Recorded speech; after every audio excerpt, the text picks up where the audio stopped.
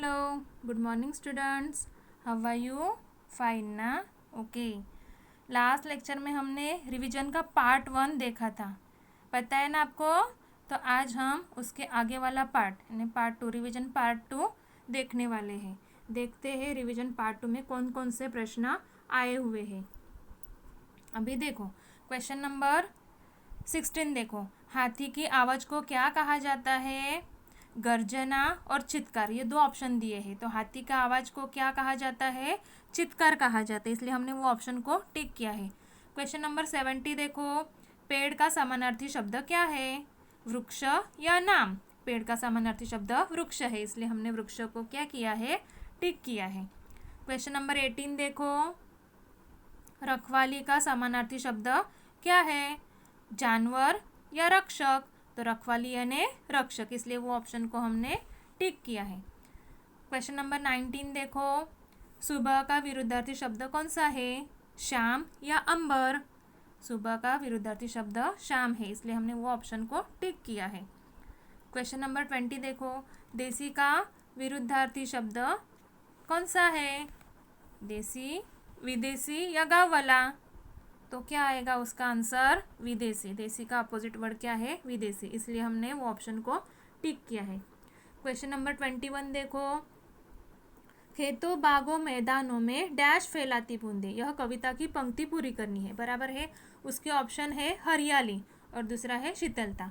तो खेतों बागों मैदानों में हरियाली फैलाती बूंदे, इसलिए हरियाली, यह ऑप्शन को हमने टिक किया है। क्वेश्चन नंबर 22 देखो, डैश के रथ पर चढ़कर इठलाती मुस्काती बूंदे, ऑप्शन है सागर और पुरवाई। तो क्या आएगा आंसर? पुरवाई के रथ पर चढ़कर इठलाती मुस्काती बूंदे, इसलिए वह ऑप्शन को हमने टिक किया है, बराबर है ना। अभी क्वेश्चन नंबर 23 देखते हैं, वृद्ध ने उसे ढेरों डैश दिए, बैलगाड़ी या आशीर्वाद? वृद्ध ने क्या दिया था? बैलगाड़ी दी थी क्या? नहीं, आशीर्वाद दिया था, इसलिए हमने वो आशीर्वाद, यह ऑप्शन को हमने टिक किया है। क्वेश्चन नंबर 24 देखो, नदी का बहुवचन क्या है? ऑप्शन है नदी और नदियाँ। नदी का बहुवचन नदियाँ आता है, इसलिए हमने वो ऑप्शन को टिक किया है। क्वेश्चन नंबर 25 देखो, मोर का बहुवचन क्या है? मोर या मोरनी? मोर का बहुवचन मोर ही आता है, इसलिए हमने मोर को टिक किया है। अभी क्वेश्चन नंबर 26 देखो, मुर्गी का लिंग बदल कर लिखो। मुर्गी, जेंडर लिखना है हमें वहाँ, मुर्गा और बिलाव। मुर्गी का जेंडर क्या है? मुर्गा, इसलिए हमने मुर्गा ये ऑप्शन को टिक किया है। क्वेश्चन नंबर 27 देखो, घोड़ा का लिंग बदल कर लिखो, बराबर है। उसके ऑप्शन है गधा और घोड़ी। घोड़ी का जेंडर क्या आएगा? घोड़ा का जेंडर घोड़ी आएगा, इसलिए हमने घोड़ी यह ऑप्शन को टिक किया है, बराबर है। क्वेश्चन नंबर 28 देखो, क्वेश्चन नंबर 28 देखो, कोल्ड को हिंदी में क्या कहा जाता है? ऑप्शन है शीतलता, गर्मी। ऑप्शन क्या आएंगे उसके?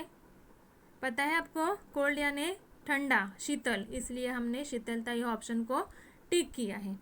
क्वेश्चन नंबर 29 देखो, फिश को हिंदी में क्या कहा जाता है? क्या कहा जाता है? हाथी या मछली? फिश यानी मछली ना, इसलिए यह ऑप्शन है ना, उसको हमने टिक किया है। क्वेश्चन नंबर 30 देखो, प्रसन्न होना का अर्थ लिखो।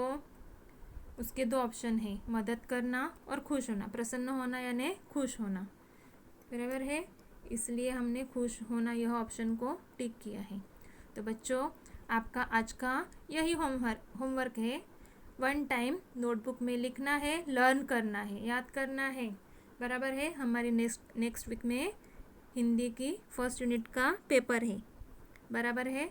अभी रिवीजन का पार्ट भी हमारा पूर्ण हो गया है, तो आपको यही लर्न करना है। घर पर ही रहो, सुरक्षित रहो। बाय बच्चों, मिलते हैं अगले लेक्चर में।